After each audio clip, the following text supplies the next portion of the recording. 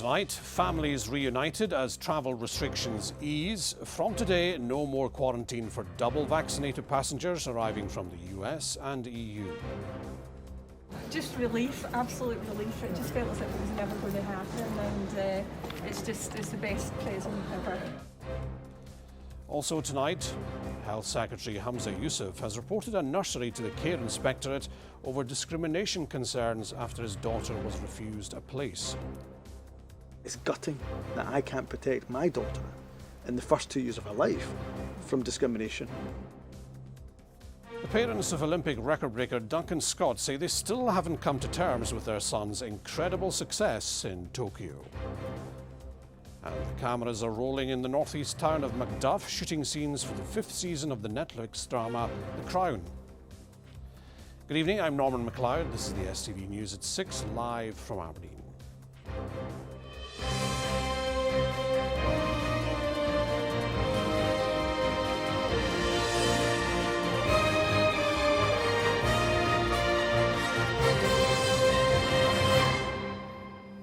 Fully vaccinated visitors from America and the EU no longer have to quarantine on their arrival in Scotland. The change, which came in early this morning, affects those travelling from countries on the amber list, except France. Passengers and the travel industry have broadly welcomed the move as the drive to encourage those who haven't yet come forward to be vaccinated continues. Public health experts estimate around 28% of young adults in Scotland still have to receive a first dose. Our chief reporter Sharon Frew has the latest. Their first meeting in 20 months, and all the stress of getting to Scotland fades with a hug. It's really emotional. It's been so long. Michelle and her sons travelled from Boston to Glasgow to spend time with relatives. Taryn, who's 12, got his double vaccination, which he did in America before he came, just to keep us all absolutely safe. We've just done everything by the book just to get here and being very patient like everybody is, so we're here. The rules, which relaxed at 4 a.m, affect those arriving from countries on the amber list except France. Before this morning, travellers had to quarantine. For Susan Cormack and her 2 teenagers, their 10 days in isolation are now up. Susan had both vaccinations in Spain, and the school summer holidays meant the teacher was able to isolate at her dad's and plan a longer trip. Because you have to have, as well as the flights obviously and everything that you have to do normally for travelling, the additional bureaucracy of it, and because you know and they tell you that you might not be allowed to travel or you might not be allowed entry into country if your documentation isn't in order, it was stressful, it was quite an anxious process. Travellers still need to show a negative COVID test before departure and produce another negative result on day 2 after their arrival. We took all the relevant tests before we flew, and it was pretty much straightforward with the airlines.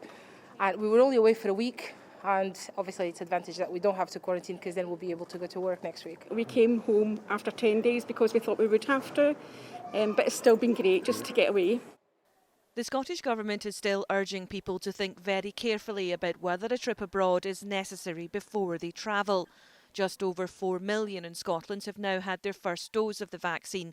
Around 3.2 million have had their second. This week, NHS boards will be contacting the parents or carers of vulnerable children aged between 12 and 17. They aim to complete the majority of their first jags before the schools return.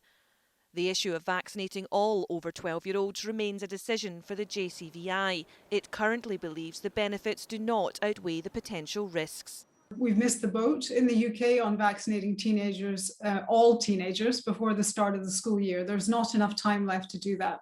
My personal view is that we should do it. I think that the JCVI is seeing some signals of risk from rare adverse events, perhaps in other countries roll out to teenagers, but on a personal note, both my niece and nephew have been vaccinated in Canada, and I find it difficult to understand why my 16-year-old daughter isn't eligible for the vaccine. I'm sure I'm not alone in that sentiment. The UK government has announced incentives such as discounts on food and travel to encourage more young adults to get vaccinated. Here the focus is on offering drop-in clinics in locations from football grounds to shopping centres. The Scottish Government says it will continue to explore all options and is looking carefully at appropriate incentive schemes to achieve the same aim. Sharon Frew, STV News. Well, the First Minister will make a parliamentary statement tomorrow, setting out plans for easing restrictions further next week. But how much further will she go? That's the question for our political editor, Colin Mackay. Colin, how much pressure is Nicola Sturgeon actually coming under? Well, over the last week, we've seen quite a significant fall in the number of positive COVID tests. Yesterday, 799. That's about half what it was last week. So I think that gives the First Minister the opportunity to perhaps be a bit bolder than we would have anticipated. She met and briefed opposition leaders today ahead of the statement in Parliament tomorrow. But there's still some big decisions to be taken before that. When Cabinet meets tomorrow morning, she'll make that statement at 2 o'clock, not in the Parliament, but at a virtual meeting of the Parliament. And there are still some big decisions, as I say, to take. The biggest one is probably about the future of schools and what happens there. The Scottish Government had hoped that the JCVI would allow over 12s to get the JAG by now because Scottish schools are going back over the next couple of weeks.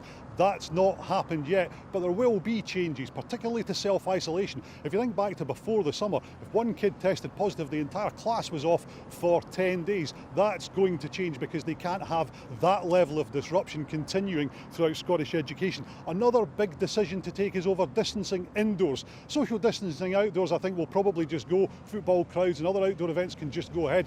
But it's a much more difficult question to answer on indoor social distancing because that applies to things like nightclubs. Now, a week ago, I would have said there is no chance whatsoever of them reopening. But tonight, I gather that at the very least, that is under serious consideration at that Cabinet meeting tomorrow.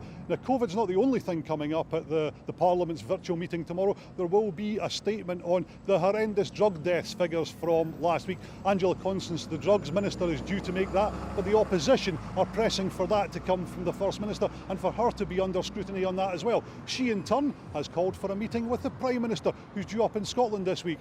We'll see what happens with that because he got an interesting reception the last time he went to Bute House.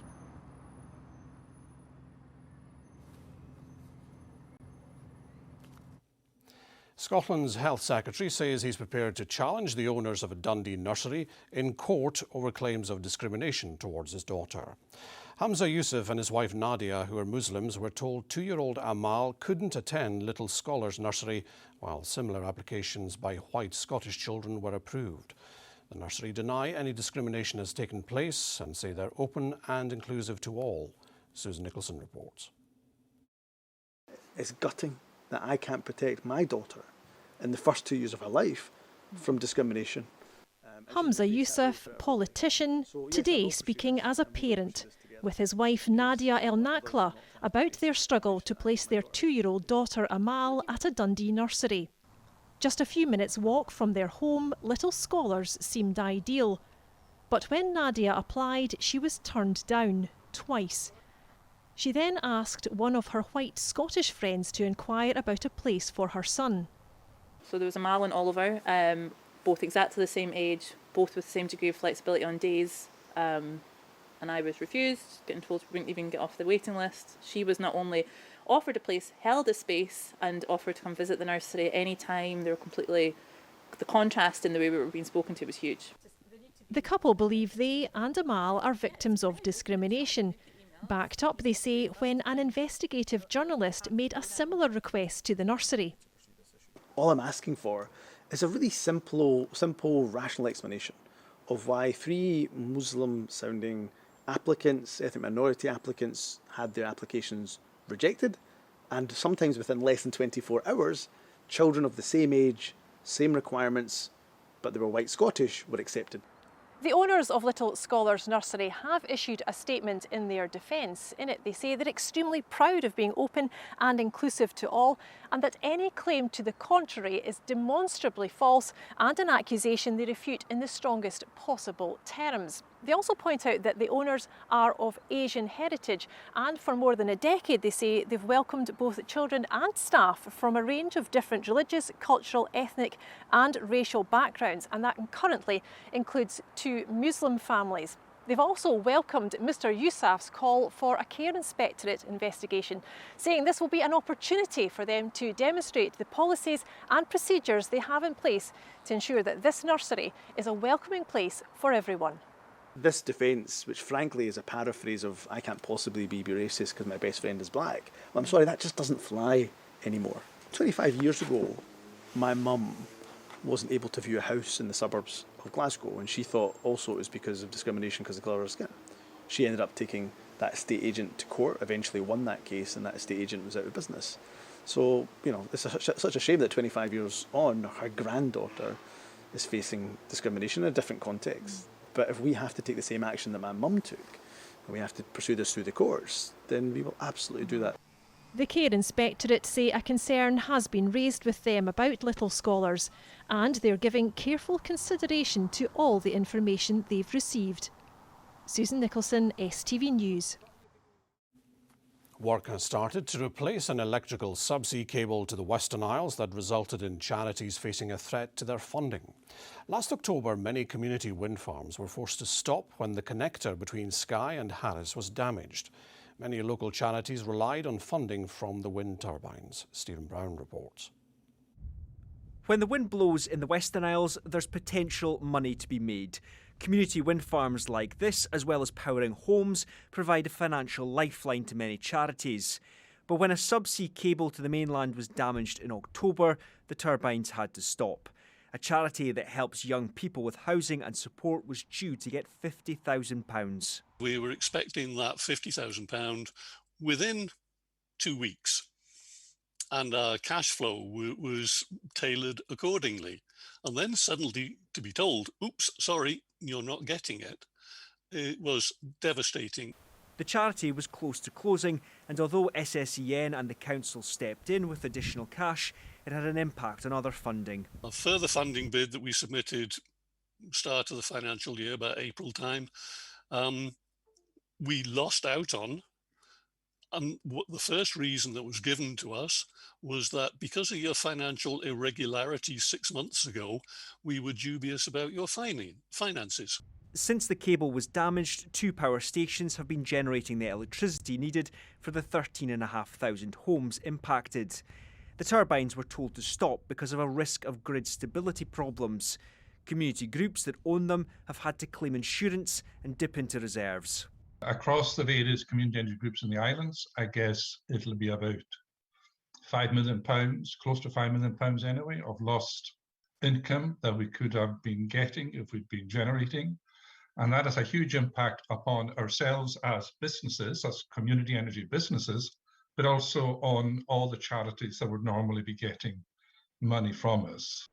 There are calls for a second cable to be laid to prevent the wind turbines having to stop in the future.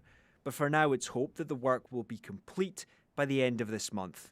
Stephen Brown, STV News. Special bonds worth up to £50,000 could be made available to help tackle the population challenges facing some of Scotland's islands. Government ministers have launched a consultation on plans to introduce a £5 million island bond scheme. Young people and families would receive help to either move to or stay in the islands. They could potentially be used to help them buy homes, build homes, or renovate their houses as well, or potentially to start up businesses too. But again, that's why it's really important that we hear from people about that. We had the results of our island survey that were published earlier this year, where housing and being able to retain young people on islands was identified as an issue. Now, the crew of a Shetland-based fishing charter boat are celebrating after landing a new record for the heaviest cod caught in more than 50 years. An angler on a fishing holiday made the catch, which was all the more special as he was using the rod of a friend who had passed away. Nicola McCalley has the tale. The one that didn't get away. It was keen fisherman Tony Irwin's lucky day when he hooked this huge catch, the heaviest cod caught in Scottish waters for more than half a century. The massive fish topped the scales at a whopping £49, battering the previous record, which had stood for 51 years. It's something you don't go out to do, but it's I didn't even realise it was a record till I was told off the skipper, says this could break the record that stood for a lot of years. And it's hasn't really sunk in, you know what I mean? It was back to work as a window fitter in Northumberland for Tony today after netting himself fame in the fishing world. But the colossal 4-foot-long cod almost escaped being reeled in, as it was only caught on the very last day of a week-long break, fishing with the Shetland-based Oberon just off Macleod. The lads would go up for a week's fishing, and it was the last day, and you're kind of worn out anyways. We're fishing up at the Shetlands, and I hooked into this big fish, and I thought, this is a real big one, this. Take your time. The moment was made all the more special because Tony had been using a rod that belonged to a close friend who's now passed away.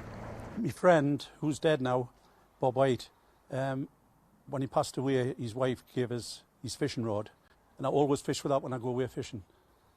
Oh, he would have been well chuffed. The giant cod is still on ice as the crew of the Oberon wait for it to be properly verified for the record books, so it won't be fish and chips for tea, as it's now not fit to eat. But Tony's not content with his accolade. As any angler knows, there's always a bigger fish out there to catch. Well, we'll try next year. I'll be up there with Kenny and Callum next year for a week and just see where you can put on the big fish or not. That's what it's all about. Nicola McCally, STV News. The parents of Olympic record breaker Duncan Scott say they still haven't come to terms with their son's incredible success in Tokyo. The 24-year-old won his 4th medal in the early hours of Sunday, the highest total for any British athlete at a single Olympics. And his success is inspiring other swimmers too. Here's Susan Ripple. What an Olympics it's been for Duncan Scott, and his family couldn't be more proud. Last time we were hearing words like this was when he came back from the Commonwealth Games with more medals than anybody else. This time it's happened to the Olympics, so it's a bit astounding, and it's going to take a while, I think, to get to understand what that really means. I think, he's done really well. Duncan won his 4th medal of the Tokyo Games at the weekend, adding to his tally of 2 silvers and 1 gold. That's the highest by any British athlete at a single Olympics. And that success is already inspiring other swimmers. Kiana and Emma train here in Stirling with Duncan, and they've got their sights set on the next Olympics in Paris in 3 years' time. Seeing people so close to home and your teammates smashing it out there in the Olympics, it just makes you want to even just get in and swim. And I think it'll be good for lots of the young kids watching it at home and looking at it and thinking I want that to be me. And I think even at my age, I'm obviously not too young and not too old, being 17, watching them smash it and do amazing, I'm like, that I want that to be me. So I think it's given me lots of inspiration. It is incredible. It's nice to see that the training's obviously working and that we're all in the same programme, and that I think just the whole atmosphere at Stirling is just really positive, and I think we all sort of bounce off each other, and it's just good to watch. Yeah. When we talk about legacy, what have we got now that we didn't have yesterday? Well, we got Duncan Scott and Kathleen Dawson. You've got ready-made role models here that people can train with every day, and that makes a huge difference. They can touch them, feel them, see them, but they can also learn from them and how they prepare, the little detail which makes all the difference. Duncan's family haven't been able to speak to him yet, but when they're back together, there'll be big celebrations for this super Scot. Susan Ripple, STV News. An incredible achievement. Well, that takes us nicely to the sport with Chris.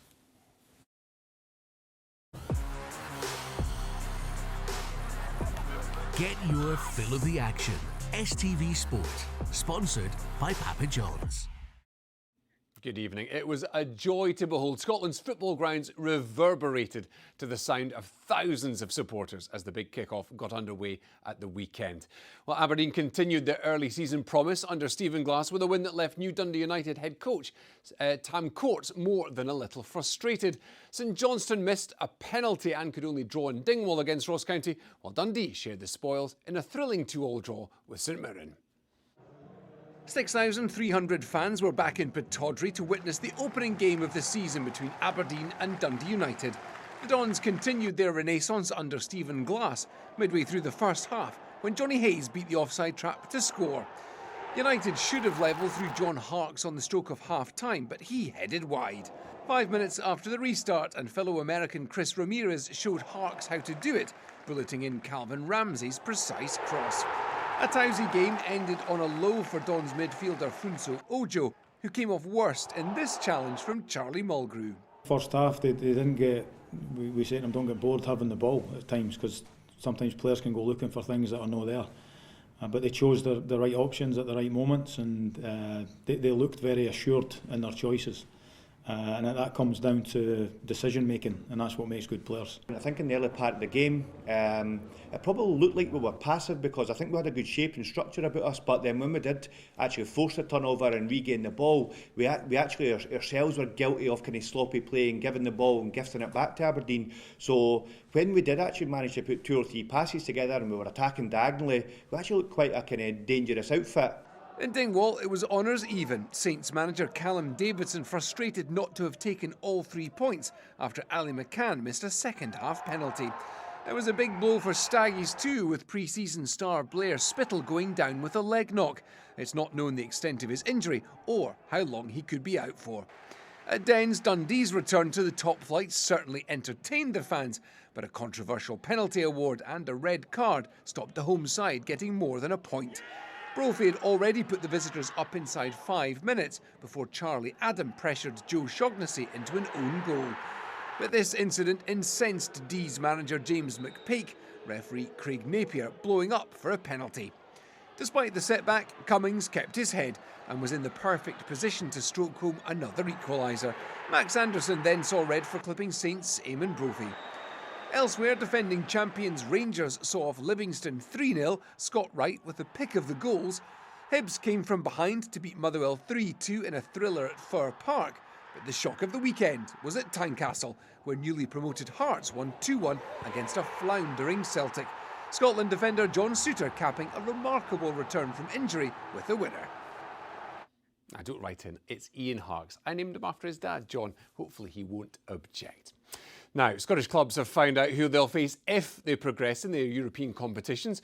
St Johnstone will play Randers of Denmark if they can win against Turks from Galatasaray, while Celtic could face AZ Alkmaar in the Netherlands if they progress, plus Czech team Jablonec.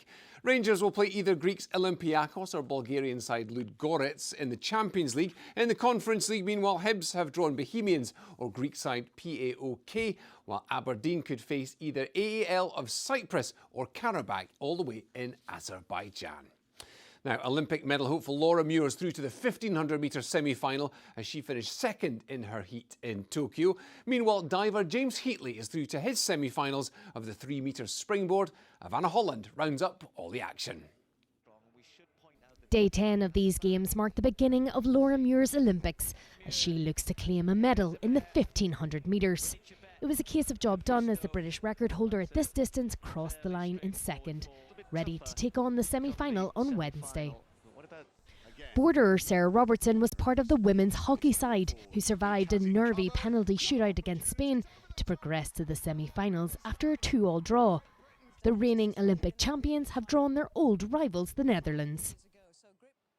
In the velodrome, Katie Archibald was integral to Team GB's successful qualification for the women's team pursuit event as they came second behind Germany. The 2-time defending Olympic champions will face the United States in the next round on Tuesday for a place in the gold medal final. On the water, Motherwell's Deborah Kerr put in a strong performance to qualify for the semi-finals of the kayak single 200 metres. The 23-year-old will be in action again tomorrow morning. Ivana Holland, STV News. And we've got a real chance at some sailing gold later this week. We'll have all the latest. Do stay with us. Get your fill of the action. STV Sport, sponsored by Papa John's. Now here's Philip with a look at the weather.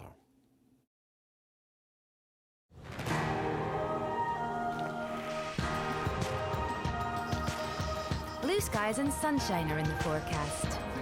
TUI sponsors STV Weather. Well, over the weekend we were still under the influence of low pressure that was centred across parts of Scandinavia. That was the remnants of Storm Evert, but that's now fading away. It's left behind a chilly northerly airflow across Scotland. We're dragging in cold Arctic air from the north, so that means we will continue to see temperatures dropping a degree or two over the next few days. Today and tomorrow, though, we have a weak ridge of high pressure building across the country, and with high pressure that gives us more settled conditions, less showers, less wind around, so generally it is remaining dry and bright for some. On Wednesday, though, we've got eyes to the west, low pressure out in the Atlantic. That will move in towards the end of the week, bringing with it some heavy rain and a lot of clouds, so a bit of a wet end to the week. Back to just now, though, and as we head through the rest of this evening and overnight, a lot of the daytime showers will eventually die out, and we will see a lot of the cloud fading as well. So a dry night for most with some clear skies. So under the clear conditions, it does mean it will be another chilly night to come, with temperatures dropping to lows of 5 or 6 degrees Celsius. For tomorrow, that weak ridge of high pressure is still dominating our weather, keeping things fairly settled. Generally a mixture of cloud and sunny spells, some of the cloud thick enough to spark off the odd light shower, with temperatures reaching highs of 20 or 21 degrees. Bye-bye. TUI sponsors STV Weather.